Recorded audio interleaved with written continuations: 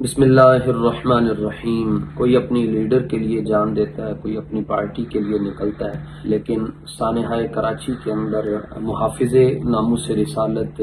محترم المقام جناب محمد ماجد رضوی رحمۃ اللہ تعالی علیہ نے حضور کی ختم نبوت پر اپنی جان کا نذرانہ پیش کر کے پھر وہ بابا جی کا جملہ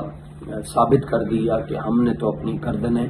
حضور کی عزت اور رسول اللہ کی ختم نبوت کے تحفظ کے لیے رکھی ہیں۔ اللہ تعالیٰ اس سانحے کے اندر جتنے لوگ جس طرح سے بھی، جس رنگ میں اور جس لباس میں ملوث ہیں، جس حلیے کے اندر، اللہ انہیں تباہ اور برباد فرمائے، اللہ ان کی نسلوں کو بدبودار کرے۔ انشاءاللہ وہ وقت دور نہیں کہ جب ان سے ایک ایک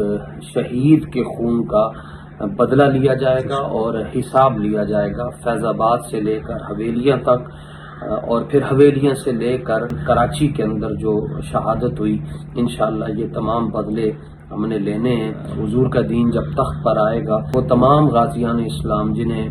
سزائے موت دی گئی، سب کے خون کا انشاءاللہ ہم نے حساب لینا ہے۔ اور یہ بھی ثابت ہو گیا کہ جن کو ہم اپنا محافظ سمجھتے رہیں، لبیک کے اصلی قاتل تو وہی ہیں، لیکن کب تک وہ کرسی پر بیٹھیں گے؟ ان سے بڑے بڑے ڈکٹیٹر آئے، بڑے بڑے ظالم جابر آئے، جو یہ کہتے تھے کہ ہم بھون کر رکھ دیں گے، آج ان کا نام و نشان ختم ہو گیا ہے، اور تحریک لبیک یا رسول اللہ پوری آب و تاب کے ساتھ آج بھی میدان عمل میں موجود ہے اور حضور کی ختم نبوت پر پہرا دے رہی ہے۔ کراچی کی تمام قیادت کو سلام عقیدت پیش کرتے ہیں اور تمام کارکنان کو سلوٹ پیش کرتے ہیں کہ جنہوں نے ہر حال میں صف اول میں کھڑے ہو کر حضور کی ختم نبوت پر پہرا دیا۔ انشاءاللہ اس دہشت گردی اور غنڈہ گردی کے پیچھے جتنے لوگ بھی ملوث ہیں وہ بہت جلد بے نقاب ہوں گے، اور واللہ عزیز ذو انتقام، اور اللہ ان سے ایسا انتقام لے گا